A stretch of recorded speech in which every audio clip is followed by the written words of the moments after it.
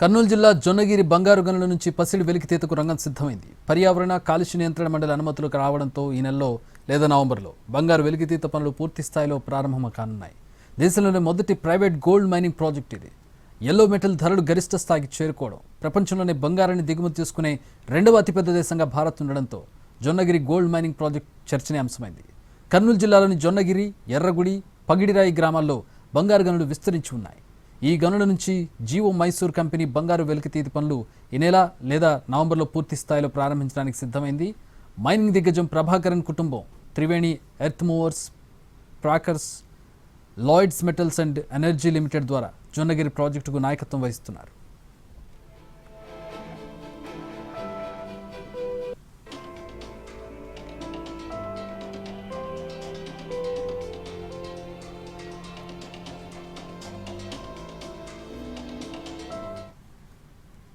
స్వాతంత్ర్యం వచ్చిన తర్వాత భారత్లో జొన్నగిరి గోల్డ్ ప్రాజెక్టు మొదటి పెద్ద స్థాయి ప్రైవేట్ బంగారు గని. ప్రస్తుతం బంగారం ధరలు పెరుగుతున్న నేపథ్యంలో ఈ గని భారతదేశ దిగుమతి బిల్లును తగ్గించి విలువైన విదేశీ మారక నిల్వలను సంరక్షించే బంగారం ఉత్పత్తి పరంగా దేశాన్ని స్వయం సమృద్ధిగా మార్చే అవకాశాలున్నాయన్న అభిప్రాయం వ్యక్తమవుతోంది.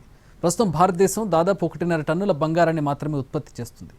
జొన్నగిరి గోల్డ్ మైనింగ్ ప్రారంభమయ్యాక ఏడాదికి దాదాపు 500 కిలోల బంగారాన్ని ఉత్పత్తి చేస్తుందని అంచనా వేస్తున్నారు.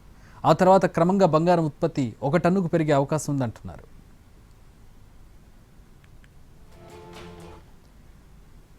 జొన్నగిరి గోల్డ్ ప్రాజెక్ట్ 0.3 MTPA సామర్థ్యం గల ఖనిజ ప్రాసెసింగ్, 0.4 MTPA మైనింగ్ కార్యకలాపాల కోసం ఆంధ్రప్రదేశ్ కాలుష్య నియంత్రణ బోర్డు నుండి అన్ని అనుమతులు పొందింది.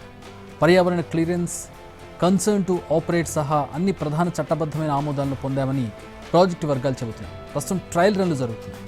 నిర్మాణంలో ఉన్న శుద్ధి కర్మాగారం అక్టోబర్ చివరి నాటికి ప్రారంభమవుతుందని భావిస్తున్నారు. జొన్నగిరి గోల్డ్ ప్రాజెక్ట్ ప్రస్తుతం 11.1 టన్నుల సర్టిఫైడ్ బంగారు వనరులను ఏర్పాటు చేసింది.